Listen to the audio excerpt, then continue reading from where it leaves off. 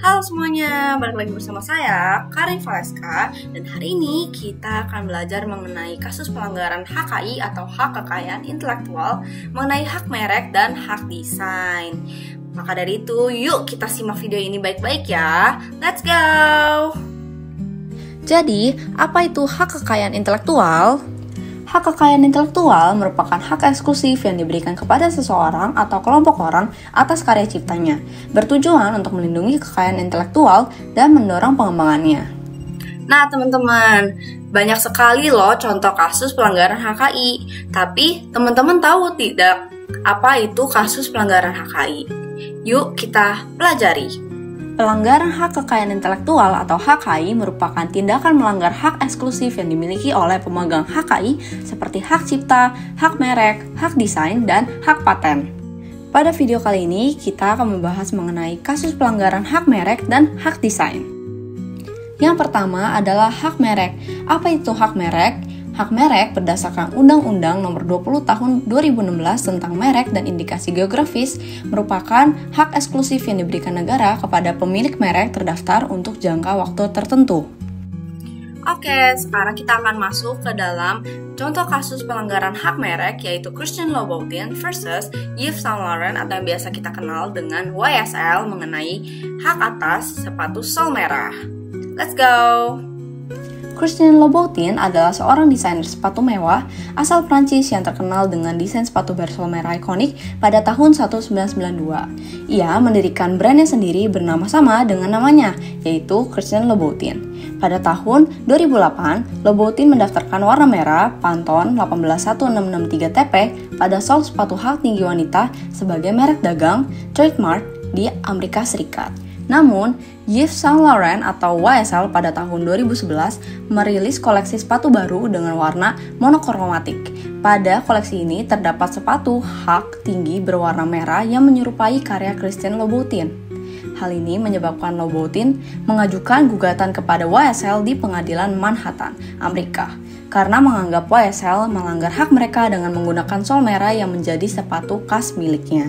Lalu, bentuk pelanggaran yang dilakukan adalah menggunakan sol merah yang telah menjadi merek dagang terdaftar milik Louboutin, menyerupai desain ikonik Louboutin sehingga berpotensi membingungkan konsumen karena sepatu YSL dengan warna merah secara keseluruhan dianggap menyerupai identitas merek Louboutin. Dan terakhir yaitu menggunakan elemen desain yang telah memiliki secondary meaning yaitu warna merah pada sol sepatu sebagai penanda produk Louboutin.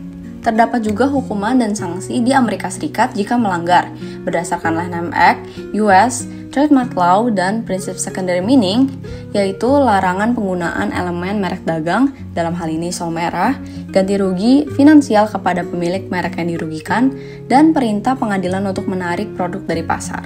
Namun, dalam kasus ini, pengadilan memutuskan bahwa tidak ada pelanggaran karena YSL menggunakan warna merah secara keseluruhan, bukan hanya pada sol. YSL tidak dikenakan sanksi dan tidak diwajibkan membayar ganti rugi. Oleh karena itu, kasus ini dimenangkan oleh YSL. Kita masuk ke hak yang kedua, yaitu hak desain. Apa itu hak desain?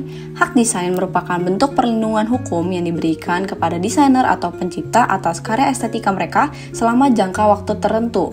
Berdasarkan Undang-Undang Nomor 31 Tahun 2000 mengatur hak desain industri di Indonesia. Nah teman-teman, sekarang kita akan masuk ke dalam contoh kasus pelanggaran hak desain yaitu kasus replika desain mobil Ford GT40. Ayo kita cek ya.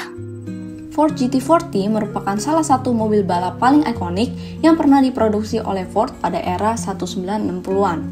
Mobil ini dikenal luas berkat dominasinya dalam ajang balap legendaris 24 Hours of Le Mans dan menjadi simbol kejayaan Ford dalam dunia otomotif internasional. Desainnya yang khas, performa tinggi, dan nilai historis yang kuat menjadikan GT40 tidak hanya sebagai kendaraan, tetapi juga sebagai ikon budaya otomotif. Seiring berjalannya waktu dan berakhirnya produksi resmi GT40, banyak sekali pihak, baik perusahaan maupun individu yang mulai membuat replika atau versi modifikasi dari GT40. Tujuannya beragam, mulai dari kepentingan koleksi pribadi hingga tujuan komersial seperti penjualan atau pameran. Namun, praktik pembuatan replika ini kemudian menimbulkan masalah hukum. Ford melihat tindakan tersebut sebagai bentuk pelanggaran terhadap hak desain industri dan identitas merek mereka. Meskipun mobil aslinya sudah tidak ada lagi diproduksi, desain GT40 tetap dianggap sebagai bagian dari kekayaan intelektual Ford yang harus dilindungi. Hal ini membuat Ford mengajukan gugatan karena mereplika atau mendesain ulang GT40 melanggar hak desain industri dan identitas merek mereka. Namun, banyak desain industri yang hanya dilindungi selama 10-25 tahun tergantung negara masing-masing. Contohnya di Indonesia hanya dilindungi selama 10 tahun. Jika Ford memperpanjang perlindungannya atau mendaftarkan desainnya kembali, maka mereka masih berhak menuntut pelanggaran. Di Indonesia sendiri, pelaku dapat dikenai pidana penjara hingga 4 tahun dan atau denda hingga 300 juta. Bentuk pelanggaran dalam kasus replika Ford GT40 terjadi ketika pihak lain menggunakan desain GT40 tanpa izin resmi dari Ford. Meskipun mobil ini dirilis pada tahun 1960-an, desainnya tetap dilindungi sebagai hak desain industri, apalagi jika sudah didaftarkan ulang atau diperpanjang replika tanpa izin melanggar perlindungan tersebut. Selain itu, banyak pembuat replika menggunakan desain GT40 untuk tujuan komersial, seperti dijual atau dipamerkan, tanpa kompensasi atau royalti kepada Ford. Ini tentunya melanggar hak ekonomi Ford sebagai pemilik sah desain. Terakhir, mereka juga memanfaatkan citra ikonik GT40 yang melekat kuat pada brand Ford untuk menarik perhatian dan mendapatkan keuntungan yang termasuk dalam pelanggaran identitas merek atau trade dress. Terdapat hukuman dan sanksi di Amerika Serikat jika melanggar berdasarkan Lanham Act 1996 dan 35 US Code 271. Penggunaan desain tanpa izin seperti replika Ford GT40 termasuk pelanggaran hak desain dan identitas merek atau trade dress. Sanksinya diatur dalam 35 US Code 284, yaitu pelanggar wajib membayar ganti rugi aktual dan seluruh keuntungan yang diperoleh dari pelanggaran tersebut. Ada juga denda minimum sebesar $250 per pelanggaran, dan jika terbukti sengaja, hakim dapat melipat gandakan denda hingga 3 kali lipat. Jadi, hukum ini memberi perlindungan kuat bagi pemilik desain terhadap penyalahgunaan komersial.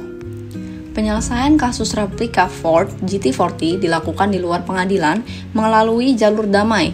Pihak pembuat replika menyetujui untuk membayar lisensi atau royalti kepada Ford sebagai bentuk kompensasi atas penggunaan desain GT40.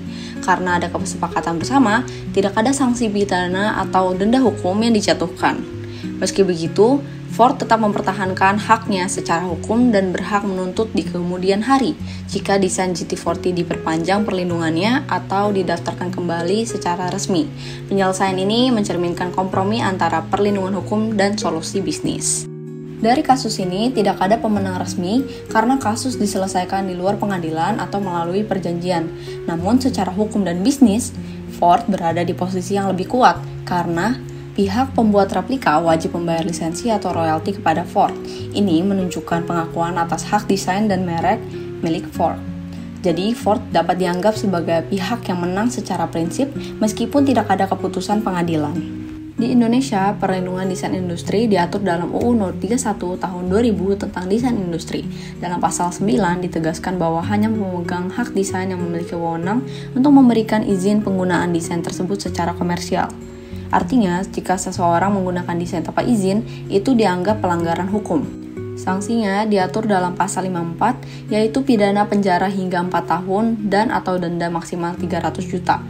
Selanjutnya, terkait perlindungan merek di Indonesia, hal ini diatur dalam UU No. 20 Tahun 2016 tentang merek dan indikasi geografis. Dalam pasal 1 ayat 1 dijelaskan bahwa merek adalah tanda grafis seperti nama, logo, warna, atau bentuk yang digunakan untuk membedakan produk atau jasa satu pihak dengan pihak lain. Menurut pasal 21 ayat 1, sebuah merek tidak boleh didaftarkan jika memiliki persamaan pada pokoknya atau keseluruhan dengan merek terkenal milik pihak lain, karena berpotensi menyesatkan konsumen.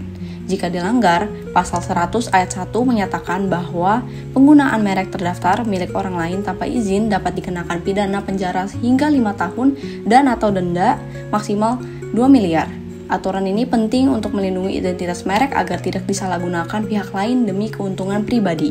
Kesimpulan dari dua kasus ini menunjukkan pentingnya perlindungan hukum atas kekayaan intelektual, baik dalam bentuk desain industri maupun merek dagang. Dalam kasus Christian Louboutin, warna sol merah yang ikonik dilindungi sebagai merek dagang, dan pengadilan menegaskan bahwa unsur visual yang memiliki secondary meaning dapat menjadi identitas hukum suatu produk. Sementara dalam kasus Ford GT40, desain mobil yang ikonik dianggap sebagai desain industri dan trade dress yang tidak boleh direplika tanpa izin. Kedua kasus ini menegaskan bahwa penggunaan tanpa izin atas elemen visual yang telah dikenal luas dapat dianggap pelanggaran dan bisa diselesaikan melalui gugatan hukum atau perjanjian lisensi. Di Indonesia, pelanggaran semacam ini dapat dikenai pidana penjara dan denda sesuai UU yang berlaku. Dari dua contoh tersebut, kira-kira gimana nih teman-teman? Sudah paham belum mengenai contoh kasus pelanggaran HKI, hak merek, dan hak desain? Semoga video ini dapat membantu teman-teman ya. See you teman-teman, bye-bye!